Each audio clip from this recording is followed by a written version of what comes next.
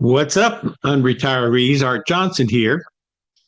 And today we're going to be focusing on something that's really on our minds as a result of what happened this weekend even. And it has to do with AI and how we feel about that and what we can do about that as we navigate our unretired lives. That's another thing besides climate change that is definitely impacting all of society. It's a whole nother revolution and super intelligence, and there's some dire warnings here. So I just want to go ahead and share what my thoughts are because I recently just became certified as a Google Gemini AI professional, but with my eyes wide open about some of the risks here, because even when I got trained, it said don't completely trust everything that AI gives you back because it needs to be double checked if that's possible, and it can run away from us. So, without further ado, I'm going to go ahead and start my slideshow and then talk about what's happened and ask you how you want to weigh in. So, here we go. So, we're talking about navigating your unretired life based on our rereading of Sam Altman's Industrial Policy for the Intelligence Age, Ideas to Keep People First. I want to talk about the context of that. It's very important because, we're at a kind of a pivotal point in history where uh, AI is blasting forward, but there's a lot of um, concern here of it being unbridled and that it takes off or could be abused in certain ways. So I'm going to go ahead and talk about that. And I'm going to talk about Sam Altman's response to this and then get your response at the end of this. So here we go. I just finished getting certified um, with AI Professional. I'm developing a course using Google Classroom. And in the middle of that, it said, hey, why don't you take a look at what Jim and I can do to help you develop your course, as a research assistant and helping you kind of brainstorm ideas and all that. So I actually got certified. I took 7 courses: AI fundamentals, brainstorming and planning, AI for research and insights, AI for writing and communicating, AI for content creation, AI for data analysis, and AI even for app building, even making choices and having it go give you some feedback, kind of get some insights on all of that. But then I realized shortly after Bernie Sanders and Alexandria Ocasio-Cortez expressed some real concerns, sounding an alarm about unbridled AI harm. The one that's really most obvious is the impact of these massive data centers that use a lot of land, demand a lot of energy. They cost a hell of a lot. There's a whole lot of investment there, and that they're different in that they don't really promise to be creating a lot of jobs. In one sense, they'll be taking jobs away. It'd be massive disruption here, and the public is concerned about who's going to pay for all this extra energy and how are we going to manage this and how are we going to make sure that this doesn't do harm to us. And so what came out after that is Sam Altman, who is the CEO of Open AI, which started, by the way, as supposedly a nonprofit, and then the board changed, and they were going to say, "Well, we need to make a profit here," and he had to kind of navigate through all of that, and there are all kind of lawsuits going on between Microsoft and AI and all that. It's kind of a lot of disruption even within this industry. But he wrote this article in April, I think, as a response to some of his thinking, some of his eyes for keeping people first. And so say, let's talk about this transition to superintelligence. It is pretty well written. The trajectory, inexorable human progress led to the building of systems capable of creating increasingly powerful AI intelligence. Superintelligence, as defined, is when AI systems become capable of outperforming the smartest humans, even when assisted by AI. Now, that's really interesting. So, even when assisted by AI, superintelligence will learn so fast and so thoroughly, or we think thoroughly, or in some kind of way, will have a whole lot of impact. And so we've got to figure out a way to bridle it, try to control it. And the promise is extraordinary. Superintelligence will speed up scientific medical breakthroughs, significantly increase productivity, and lower costs for families, even.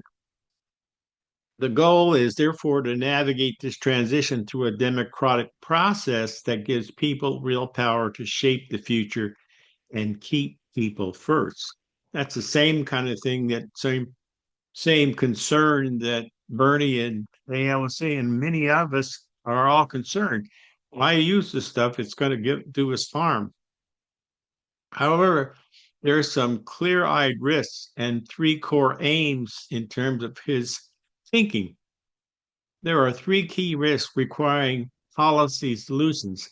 Now, he's talking to the government. He's talking to the U.S. government right now, and to international governments that are all looking at where this is going to go. But it requires some policy solutions here. Jobs and entire industries are being disrupted. People are losing their jobs right now. There's a kind of a hiring freeze right now. Even engineers are being let go.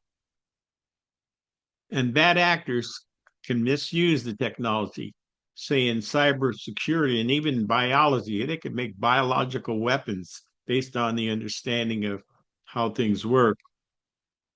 And so you could also have misaligned systems evading human control, where they just trying to say, well, we don't need humans. Let's just maximize our own dominance. Let's just, these folks are imperfect. Let's just get rid of them. There's a movie called The Eagle Eye, which you want to take a look at. It's kind of a scary part of that, where the super intelligence decides that the presidential candidate is not good material. So they set this young man up to be an assassin. He doesn't know why he's being caused to do this, but it's a very interesting thing. So governmental institutions governments and institutions can be undermining democratic values if they're not accountable to the people. And power and wealth are becoming more and more concentrated. Now he's talking about this. I think this is really good to say he's concerned about this. This is not just we care just about profits. The reason why is that they're dependent upon policy that gives them the green light, or that controls where the direction is going to go. They're calling for this, not trying to fight it. So here are three core aims for the AI future that he expresses. We need to share prosperity broadly, ensuring a higher quality life for all, with material improvements through lower costs, better health, and expanded opportunity. That's the promise. We need to mitigate risks. We need to build new institutions, technical safeguards, and governance frameworks to ensure advanced systems remain safe, controllable, and aligned. We need to democratize access and agency, ensure broad participation by making useful, affordable AI available to everyone, preventing a concentration of wealth and control. So therefore, he wants to make a case for a new industrial policy. Now, what is he talking about? An industrial policy? Well, I think you need to think of it in the context of an industrial revolution. Superintelligence has probably more impact than the industrial revolution that took centuries. This is happening in 10 years or less, sometimes weeks or less. And so we have a need for action. The magnitude of expected changes and potential risks demands an even more ambitious form of industrial policy. Policy's role. Industrial policy is crucial when market forces alone cannot manage the opportunities and the risks created by new technologies, and existing institutions are not equipped to manage them. He's really talking about our times right now. That's why people are kind of putting on the brakes and say, wait a minute here, we gotta figure out how we're going to manage this stuff. And so the approach is use the government's toolbox, research funding, workforce development, market shaping tools, and targeted regulation. This needs a certain amount of awareness. That's why I'm not an engineer here. I'm just an ordinary human being here, a small business entrepreneur who sees some value here to help me do classes to help people like you navigate your unretired life, navigate mine successfully. And I really like the time savings that happens because my time, I just turned 80, is limited for the on the earth plane. So the faster I can do some things very effectively, the better I feel. Public private collaboration must reinforce successes and align incentives and preserve the freedom to innovate while preventing centralized control or regulatory capture. So here's this kind of this dynamic thing that needs to be managed in a good human way. We're going to build an open economy. Workers and entrepreneurship is very important. Workers' perspectives give workers a formal voice to collaborate with management, ensuring that AI improves job quality, enhances safety, respects labor rights, and sets clear limits on harmful uses of AI.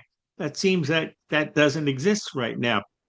Massive people being laid off because of this AI kind of stuff. At first, AI first entrepreneurs help workers start new companies by using AI to handle overhead, accounting, marketing. That's kind of us. Pair micro grants and research based financing with startup in box supports.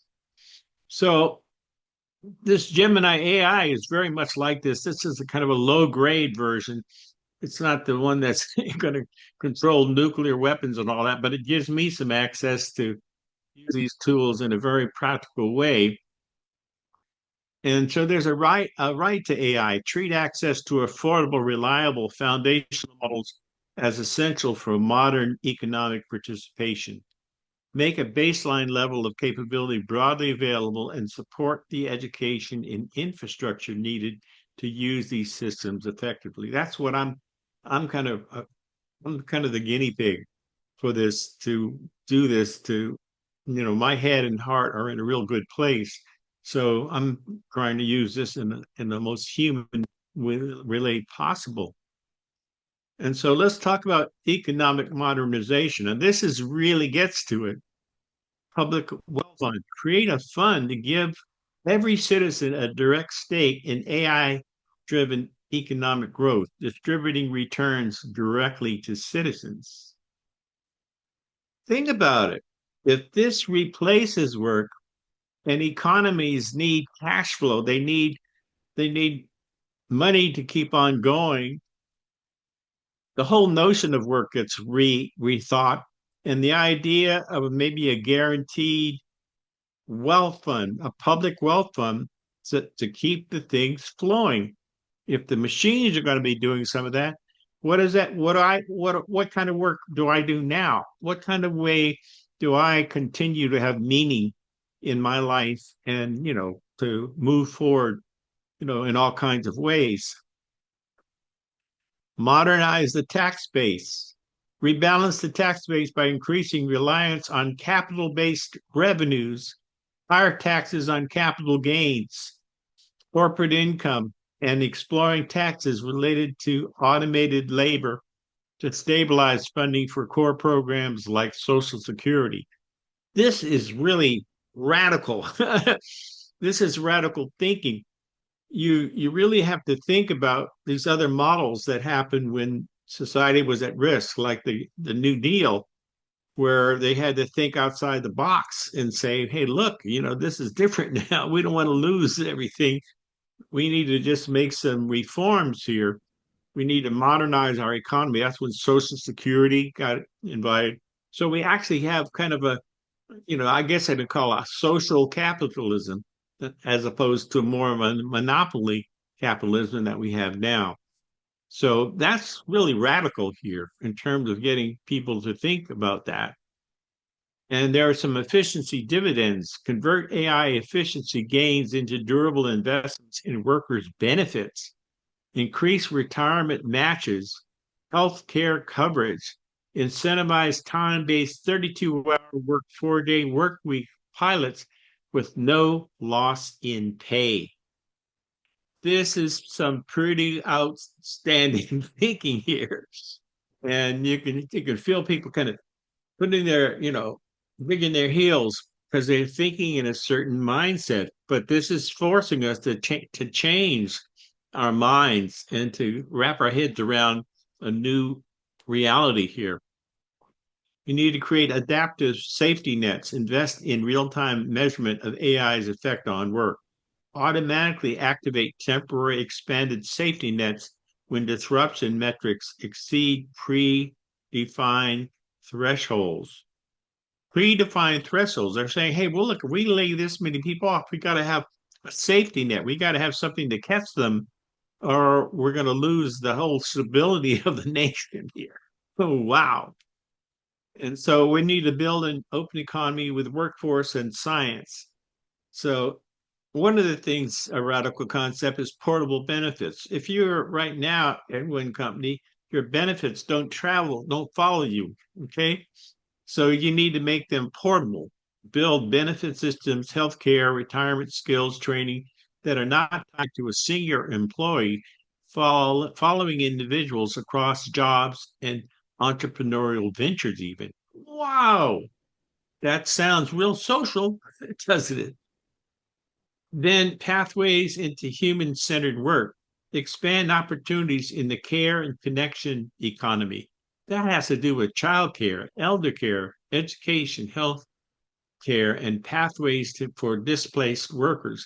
This should be complemented by a family benefit that recognizes caregiving as economically valuable work. Wow. This is something. Accelerate scientific discovery. Build a distributed network of AI-enabled laboratories to dramatically expand the capacity to test and validate AI-generated hypotheses at scale. Accelerate grid expansion.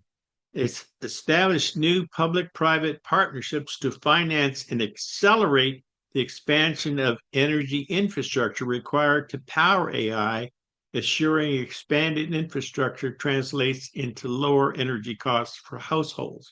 This is that whole thing about data centers here. So they're saying we need to think outside the box. We need to figure out ways to fund this without the burden being on people's backs here, because we're gonna see radical in some of the rural states are just radical.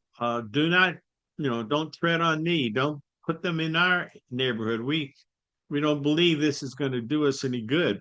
And so you've got to have policy that assures that builds trust in the expansion of AI. AI is not going to go away. It's so powerful. So we got to build. This section is really building what we call a resilient society. I'm going to relate to this because I think as I age, resilience is really important. What can I do in my sense of choices, in my sense of behavior, in my health and wealth? What can I do in terms of safety and even personal governance and even civil governance? Safety systems for emerging risks. Research and develop tools to detect and prevent misuse, cyber and biological risk, catalyze competitive safety markets via procurement and standards. Wow. AI trust stack, advanced governance and verification standards, e.g., secure, verifiable signatures and privacy preserving logging systems to build trust and support accountability in AI systems. People don't have trust right now. Auditing regimes, strengthen institutions like the Center for AI Standards and Innovation to develop auditing standards for frontier AI risks. Frontier ones are the super intelligent ones that are, risky here because they're so new and they don't understand what the impact is going to be. Target controls apply pre and post deployment audits only to a narrow set of the most advanced models that pose material risks, say chemical, biological, cyber risks. Model containment playbooks. Develop and test coordinated playbooks to contain dangerous systems. Building a resilient society, accountability and coordination. Mission-aligned corporate governance. Frontier companies should embed public interest accountability, public benefit corporations. That's a new form. I've talked to people who have those to say, we're committed in terms of our mission statement to the public benefit. Systems should be hardened against corporate or insider capture. Guardrails for government. Policymakers must establish clear rules and high safety standards for government AI use. Use AI to strengthen democratic accountability through AI-enabled auditing tools to detect abuse. Mechanisms for public input. Create structured ways for public input to make alignment more democratic and accountable through transparent specifications and evaluation frameworks. A lot of that's going to come from us. We're going to do YouTube stuff and people react to stuff and, educate ourselves about this. Intentional information sharing. Strengthen national evaluation institutions to develop a global network of AI institutes to share evaluation results, alignment findings, and emerging risks. So the whole idea is to start a conversation. And AI's open next step to sustain momentum, he mentions. So he's welcoming feedback. He has an even email here, newindustrialpolicy@openai.com. I'm going to write them and just, I'm going to publish this video and then send them the link to it to let them know that we're actually focused on this and we're seriously considered keeping the ideas right current in front of us. Establish a pilot program of fellowships and focused research grants up to $100,000 and up to $1 million in API credits. Okay, that's application interface credits to use his stuff here. Grants. Convening discussions at the new Open AI workshop in Washington, D.C. opening in May. So he's planning some kind of public kind of a thing or high end. Not everybody can afford to go to Washington, D.C. I'm going to talk about that with what we're doing. But right after this very weekend, Sam Altman's residence was targeted twice over the same weekend. A Molotov cocktail was thrown at the Altman's property in San Francisco. And then the very next day, some people fired into his home. So this really involves us talking about what we're thinking about doing. We're talking about a series of critical conversations for a 21st century world. A lot of people are not likely to read this whole long article. That's why I did it, to kind of explain this. So you don't have to dig deep in this, but you can have some idea, the basic concepts in mind, so you can have something to say and have a voice in your future, an AI future, which is here. So that's called Critical Conversations for a 21st Century World. And there's a growing realization besides climate, the all inclusiveness of climate change and climate action. We realize now that AI's impact is also all inclusive from the physiological needs, people's health and wellness and all that, and their safety needs, all the way up to self actualization, how you actualize yourself, how you find a new kind of way of working. The old way of working is taken away. What new ways can you work meaningfully?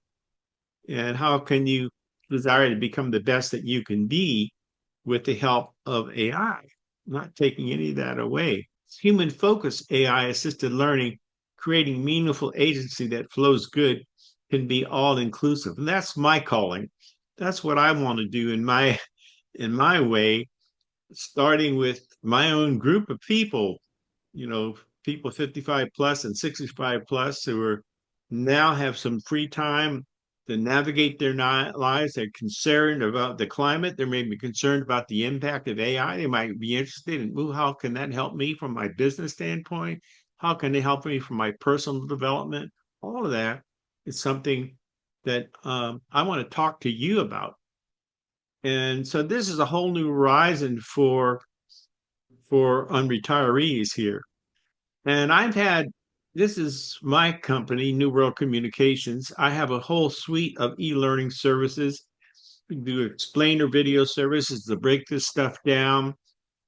We can do virtual focus groups and strategic planning services. Every company needs to really look about what are they going to do about the impact of AI on their institution, and how can workers, employees, employers can work together.